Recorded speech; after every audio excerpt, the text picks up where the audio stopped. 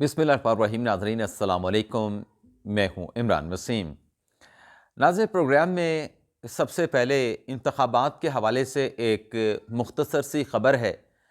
तो सबसे पहले इस ख़बर की तफ़सीलात आपके साथ शेयर कर लेते हैं और उसके बाद आपको बताते हैं कि चीफ़ जस्टिस काज़ी फ़ाइज़ा से क्या सवालात पूछे, किसने पूछे और उन सवालों का जवाब क्या है। और इसके बाद हमारे वी लॉ की जो दीगर अहम ख़बरें हैं, उनकी तफ़सीलात भी आपकी खिदमत में पेश करेंगे।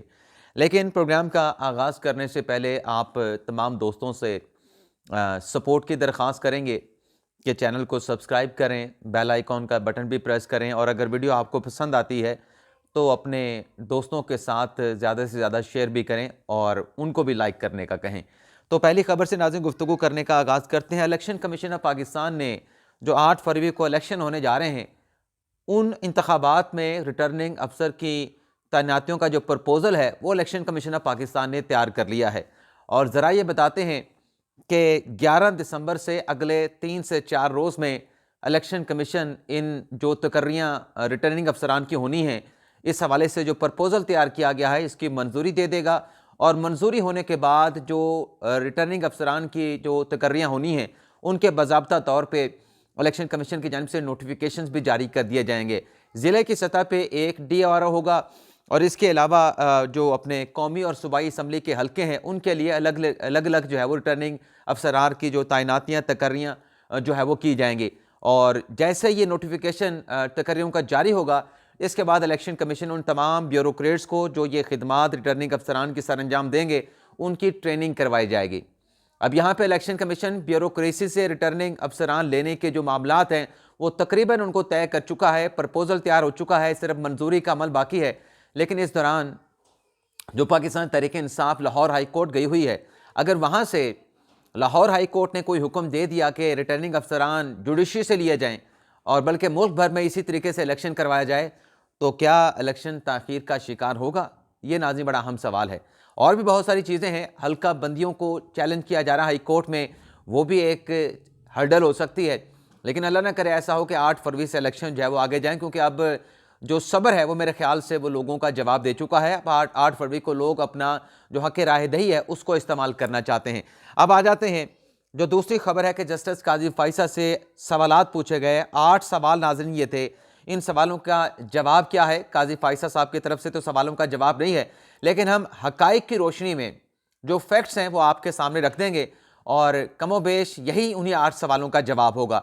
लेकिन नाज़रीन, ये जो सवालात काज़ी फ़ाइज़ा साहब से पूछे गए, दरअसल इन सवालों का जवाब देना बतौर सहाफ़ी, बतौर रिपोर्टर इसलिए भी ज़रूरी है क्योंकि एक मनफी प्रोपेगेंडा कैंपेन चल रही है।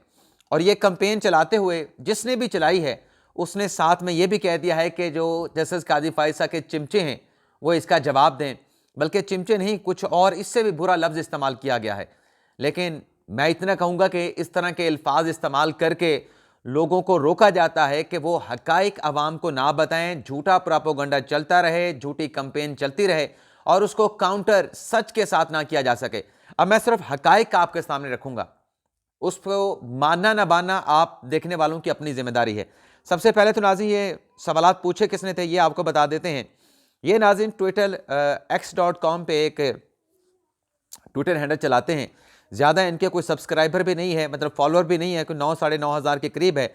लेकिन जो उन्होंने ये सवालात पूछे काज़ी फ़ाइज़ा साहब से 8, इसका ना सर है ना पैर है, ना हक़ाइक़ के साथ इनका ताल्लुक़ है, बल्कि सवालात को हक़ाइक़ को तरोड़ मरोड़ के पूछा गया और 2,20,000 लोगों ने इसको देखा है। आप अंदाज़ा करें कि कितने लोगों तक ये झूठा प्रोपेगेंडा पहुंचा है। 2000 लोगों ने रीपोस्ट किया है, 57 लोगों ने कोट किया है और 3000 से ज़्यादा लोगों ने जो है इसको लाइक्स किया है। अब मैं आपके साथ एक एक सवाल बताऊंगा, उसके ऊपर हक़ाइक़ क्या हैं, यानी हक़ाइक़ को तोड़ा कैसे है, तोड़ मरोड़ के कैसे पेश किया है। काज़ी फ़ाइज़ा साहब की मुनाफ़िक़तें, काज़ी की मुनाफ़िक़तें, ये लिखा है। 8 चश्मकुशा मिसालें। पंजाब और खैबर पख्तूनख्वा के इलेक्शन थे तो फुल कोर्ट मांगता था। वफाक के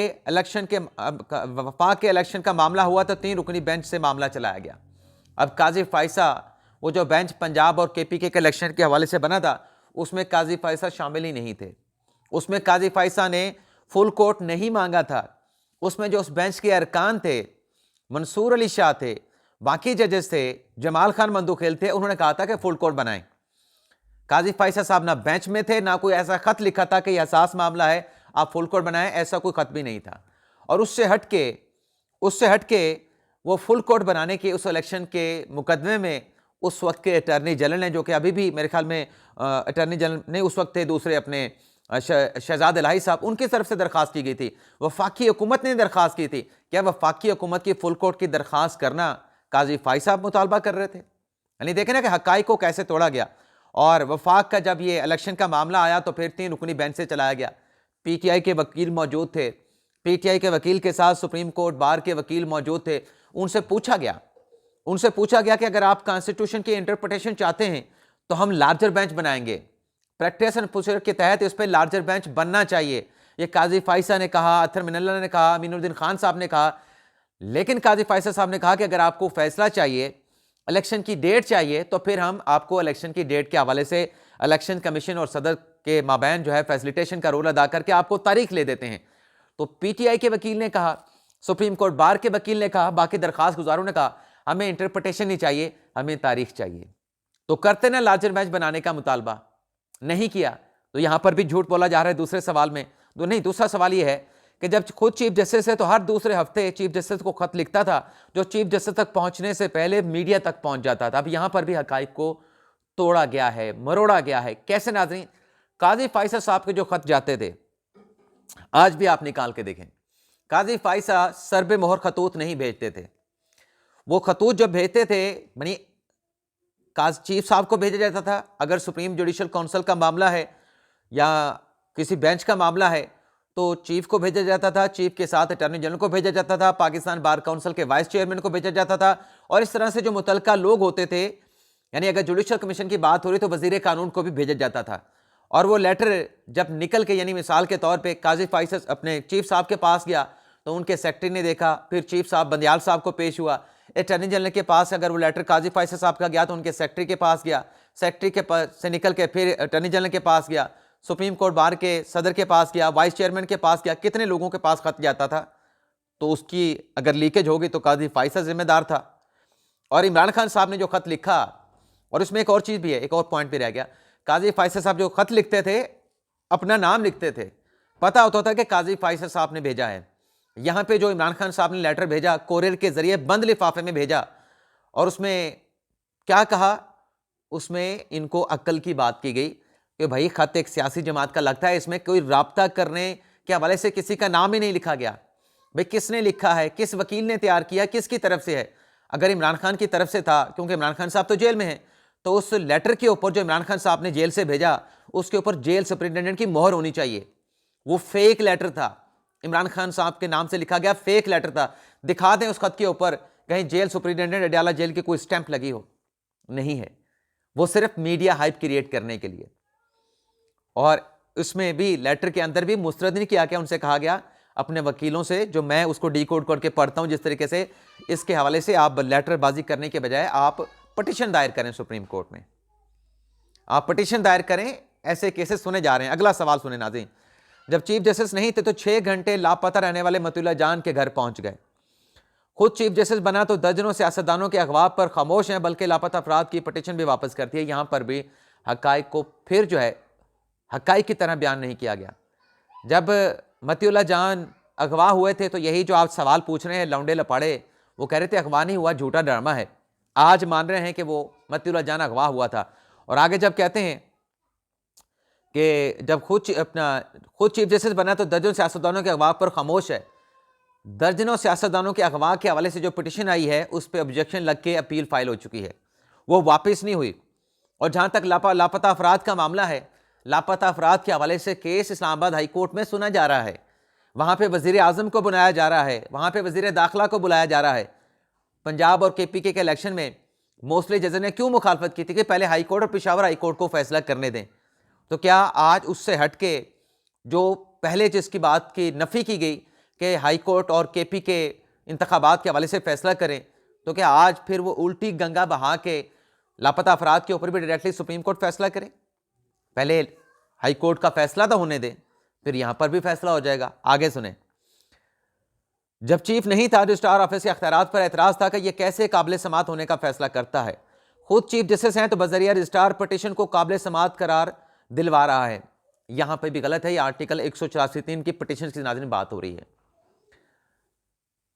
उस वक्त भी काजी फैसल साहब यही कहते थे कि रजिस्ट्रार का कोई अख्तियार नहीं काबिल समात होने का, फैसला करने का। आज भी काजी फैसल साहब ने कमेटी में बैठ के, काजी फैसल ने अकेले नहीं, कमेटी ने, जिसमें इजाजुल एहसन भी हैं, सरदार तारिक भी हैं, कमेटी ने फैसला किया है कि रजिस्ट्रार सिर्फ आर्टिकल 184(3) की दरखास्त की जांच पड़ताल करेगा, स्क्रूटनी करेगा, उस पर ऑब्जेक्शन अगर कोई बनते हैं वो ऑब्जेक्शन लगा के कमेटी में भेजेगा। अल्टीमेटली फैसला कमेटी करेगी कि वो दरखास्त काबिल समात है या काबिल समात नहीं है। अब बताएं कि ऐसे सवालों का, झूठे सवालों का, झूठे प्रोपेगेंडे का क्यों जवाब ना दिया जाए, बताएं।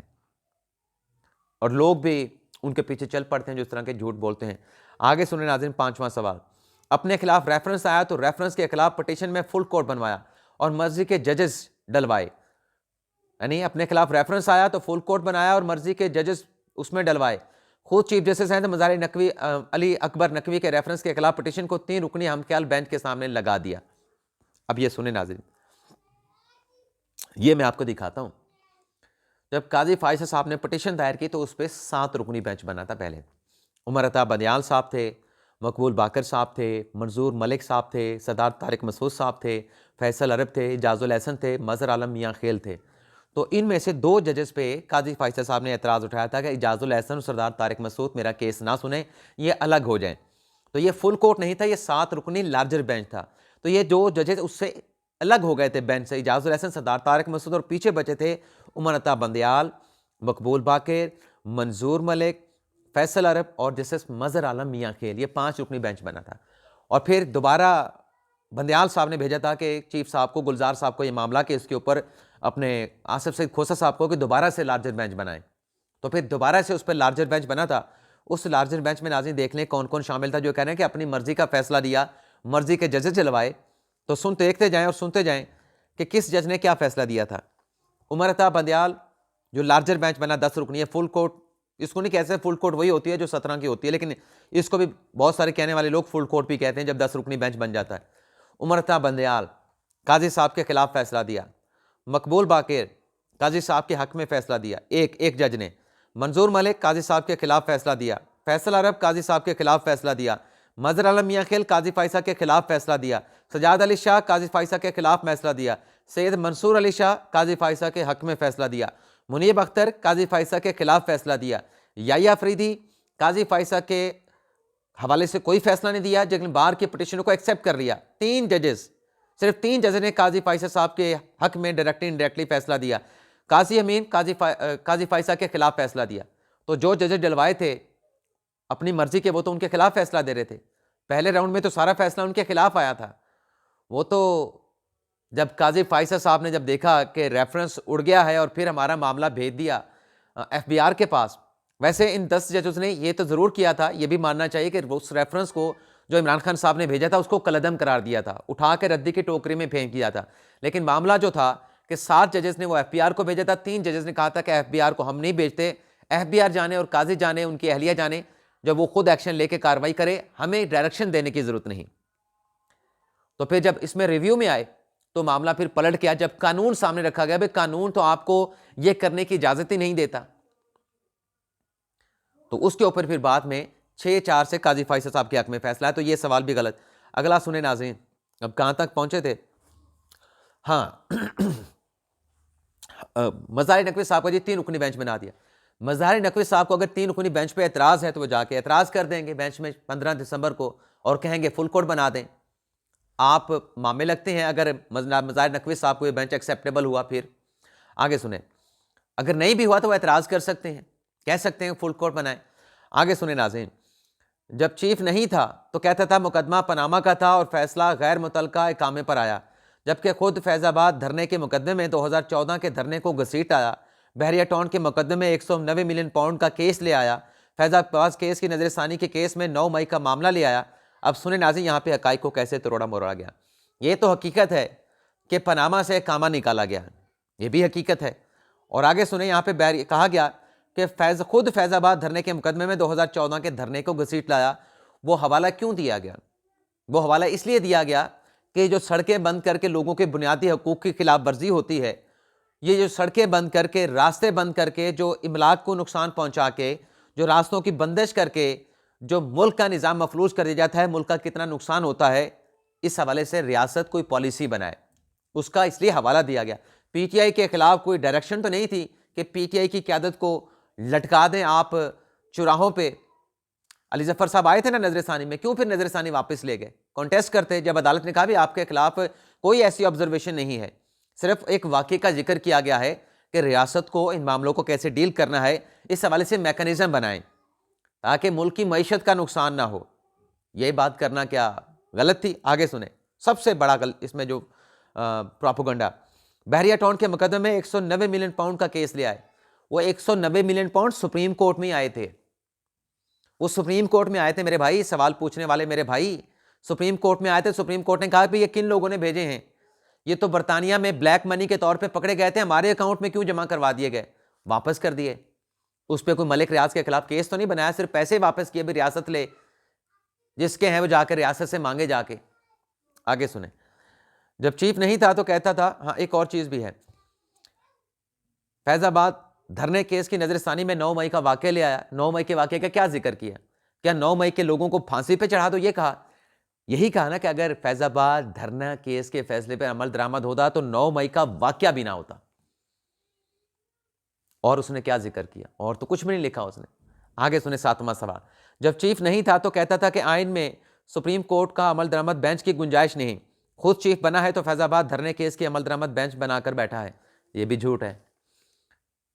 जिस जनाब में यह लिखा है और जिसने प्रोपेगेंडा जिसने पढ़ा है वो जाके देखेंगे फैजाबाद धरना केस में जो समाज चल रही है, अभी नजरसानी की दरखास्तें पेंडिंग है, इलेक्शन कमीशन की पेंडिंग है, गलबन वजारत दिफा वाली भी पेंडिंग है, तो वजारत दिफा की भी पेंडिंग है। इलेक्शन कमीशन से आइंदा महीने जनवरी में रिपोर्ट मांगी गई है कि आपने टीएलपी के हवाले से जो आपने एक रिपोर्ट तैयार की थी उस पर दोबारा नजरसानी करके रिपोर्ट दें कि क्या बिल्कुल ठीक है कि 45 लाख रुपया, 15 लाख रुपया एक सियासी जमात के अकाउंट में आया, गैर मुल्की फंडिंग आई, आपने उसको कैसे क्लीन चिट दे दी? कमाल है भाई, कमाल है सवाल उठाने के। आगे सुने नाज़रीन, आगे सुने 8वां और आखिरी सवाल, जब चीफ नहीं था तो सुप्रीम कोर्ट की खाली नशिस्तों पर जज लाने के लिए खत लिखता था कि जल्दी जज लाओ। खुद चीफ बना है तो पहले सिंध हाई कोर्ट के चीफ जस्टिस की रिटायरमेंट होने का इंतजार किया, अपना जज लाया और अभी भी 3 माह से एक नशिस्त खाली रखी हुई है कि लाहौर हाई कोर्ट का चीफ जस्टिस सुप्रीम कोर्ट ना आ जाए। अभी जिनके पेट में ये मरोड़ उठ रहा है कि काजी पायसे साहब एक जज नहीं लगा रहे, पहले तो एक जज लगना चाहिए। लेकिन जिनको ये मरोड़ उठ रहा है, कोई दो राय नहीं कि जज नहीं लगना चाहिए, जज लगना चाहिए, लेकिन जिनके पेट में ये मरोड़ नाज़रीन उठ रहा है वो ये बताएं कि पिछले साल 2022 में जुलाई अगस्त में 2 सीटें, 2 वैकेंसियां जमाल अपने मियाँ मजहर आलम मियाँ खेल और सजाद अली शाह की खाली हुई थी। एक साल 2 महीने तक, 1 साल 1 महीने तक बंदयाल साहब ने तकरीरें नहीं की थी, तब तो आपकी जुबान को ताले लगे हुए थे, तब तो आप बात भी नहीं करते थे। करते ना तब बात के बंदयाल साहब उन जजेस को लगाएं। और जो एक जज लगाया भी मुसरत हिलाली साहबा को पेशावर हाई कोर्ट से, वो भी काजी फाइसा साहब ने कहा कि आप इनको लगाएं, तो तब लगाया गया, वरना तो बंदयाल साहब दोनों खाली नशिस्त से छोड़ के जाने वाले थे। और जिनको दर्द है अहमद अली शेख साहब का कि चीफ साहब ने रिटायरमेंट का इंतजार किया कि सिंध हाई कोर्ट का चीफ जस्टिस रिटायर हो जाए और फिर उसके बाद नीचे वालों को सुप्रीम कोर्ट में लेके आए, तो बंदयाल साहब से कहना था ना कि जाते जाते उसको लगा के जाते। इतनी हमदर्दी अगर है, उस वक्त तो आप कहते थे कि ये अहमद अली शेख साहब अहल ही नहीं है, अब आप कहते हैं कि काजी साहब ने क्यों नहीं लगाया। भाई बंदयाल साहब ने क्यों नहीं लगाया, उससे सवाल करें ना आप। 1 साल 2 महीने तक तो बंदयाल साहब ने लगाया, उनसे सवाल करें, जाहिलाना बात तो ना करें। लेकिन बहरहाल नाज़रीन, इस तरह की चीज़ें जो है वो ज़ाहिर सी बात है कि इसका मकसद जो है सिर्फ लोगों को, उनके जहनों को पोल्यूट करना है। इसके अलावा नाज़रीन एक और चीज़ भी है जो आपके साथ मैं शेयर करने जा रहा हूँ। ये मैंने क्या लिखा है, बहुत सारी चीज़ें नाज़रीन मैं लिख देता हूँ। तैनाती होनी चाहिए, होनी नहीं चाहिए, हाँ बस यही जो पॉइंट्स मैं आपके साथ डिस्कस कर रहा था। एक नाज़रीन लाहौर के रिपोर्टर हैं मोहम्मद इशफाक, दुनिया न्यूज़ के साथ वाबस्ता हैं, उनकी जानिब से एक ट्वीट किया गया है और वो ट्वीट नाज़रीन जस्टिस नकवी साहब के हवाले से उन्होंने किया है। नाम किसी का नहीं लिखा लेकिन वाज़ेह हो जाता है। Chief justice of Pakistan justice Qazi Faez साहब का शुक्रिया अदा करें जनाब। नकवी साहब का नाम नहीं लिखा लेकिन यहाँ पे ट्वीट नकवी साहब के हवाले से है। अगर आज इस कानून का सहारा लेकर आप बार बार सुप्रीम कोर्ट का दरवाज़ा खटखटा रहे हैं कि जिस कानून को आपने कलअदम करार दिया था, अब अगर वो कानून अच्छा था और किसी के कहने पर उस कानून के खिलाफ आपने वोट दिया, तो बड़े दिल का मुजाहरा करें, इस पर माफ़ी मांगें। ये प्रैक्टिस एंड प्रोसीजर कानून की बात हो रही है। नकवी साहब ने उस कानून के खिलाफ फैसला दिया था और मोहम्मद इशफाक साहब कह रहे हैं कि अब इस कानून का आप सहारा लेकर फ़ायदा लेना चाहते हैं, बार बार सुप्रीम कोर्ट का दरवाज़ा खटखटा रहे हैं, तो कानून अगर अच्छा आपके लिए अब अच्छा हो गया है तो इसके ऊपर बड़े दिल का मुजाहरा करके माफ़ी मांगें। क्योंकि आज अगर आपकी जानिब से ये जो पहले मुअत्तल किया गया कानून जो कि बहाल किया काजी फ़ैसल ने अक्सरियती फैसले के साथ ना होता, तो आपकी दरख्वास्त की सुनवाई भी चीफ जस्टिस काजी फ़ैसल के रहमो करम पे होती। ये नाज़िम बिल्कुल ठीक है कि अगर प्रैक्टिस एंड प्रोसीजर कानून ना होता तो चीफ जस्टिस तो वन मैन शो था, वन मैन शो ही था ना। कि देखें आज नकवी साहब की दरख्वास्त के हवाले से जो लोग बात कर रहे हैं कि 3 रुकनी बेंच बना दिया है, शुक्र करें कि बेंच बन गया है।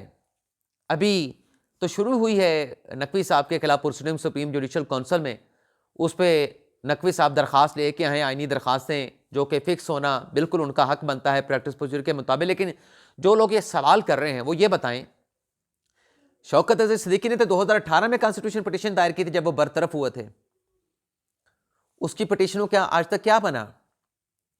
गुलसार साहब के दौर में कितनी उसने दरखास्तें दी कि मेरा मुकदमा लगा के डिसाइड कर दो, मैं हाई कोर्ट के जज के तौर पे रिटायर्ड हो जाऊंगा बैठा बैठा, अगर मुझे बहाल करना है तो मुझे हाई कोर्ट के जज पे बहाल कर दो, नहीं करना तो मेरे केस का फैसला कर दो। गुलजार साहब उनका मुकदमा नहीं लगाते थे। साल में 2 या 3 समातें होती थी और उसमें भी एडजर्मेंट। फिर बंदयाल साहब आए, बंदयाल साहब ने भी तो जून 2022 से लेके अपनी रिटायरमेंट तक इस मुकदमे को समात के लिए नहीं लगाया। उनके रहमो करम पे था ना शौकत अजीज सिद्दीकी, कितनी दरखास्तें हर महीने देता था कि मेरा मुकदमा लगा दो, मुकदमा लगा दो, फैसला कर दो भाई जो भी करना है। नहीं लगा, काजी ने आके लगाया। काजी फैसल साहब ने कमेटी की मंजूरी के साथ लगवाया,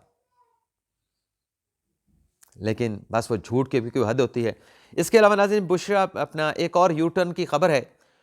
बुशरा अंसारी साहबा अदाकार हैं, एक जगह पे उन्होंने नवाज शरीफ के हवाले से स्टेटमेंट दिया कि उनके वालिद को नवाज शरीफ का आदमी रिश्वत देने आया था लेकिन मेरे वालिद ने इनकार कर दिया था। अब बुशरा बीबी साहबा ने, बुशरा बीबी कह रहा हूँ, बुशरा अंसारी साहबा ने इस स्टेटमेंट से यू टर्न लिया है। अब इसको वजाहत कहनी है, यू टर्न कहना है, आप फैसला करें, लेकिन मेरी तरफ से ये यू टर्न ही है। क्योंकि इस स्टेटमेंट के बाद बुशरा अंसारी साहबा पे जो दबाव आया वो गालिबन फिर बर्दाश्त नहीं कर सकें। बुशरा अंसारी साहबा ने कहा था, अब यूटर्न में कहा है कि मुझे पता है कि वो जो बंदा मेरे वालिद को रिश्वत देने आया था वो नवाज शरीफ ने नहीं भेजा था। सियासी जमातों में ऐसे बहुत से लोग होते हैं जो खुद से ऐसे अमल करते हैं। नवाज शरीफ का मैं बड़ा एहतराम करती हूँ, बड़ी इज्जत करती हूँ, मेरे बयान को गलत रंग दिया गया। आपने खुद अपने बयान को गलत तरीके से पेश किया कि नवाज शरीफ का बंदा रिश्वत देने के लिए आया। अब वैसे कहते थे कि सियासी जमात के से मुंसलिक एक शख्स आया था मुझे फलां मामले पे मेरे वालिद को पैसे देने के लिए, आपने नवाज शरीफ के साथ लगा के क्यों दिया?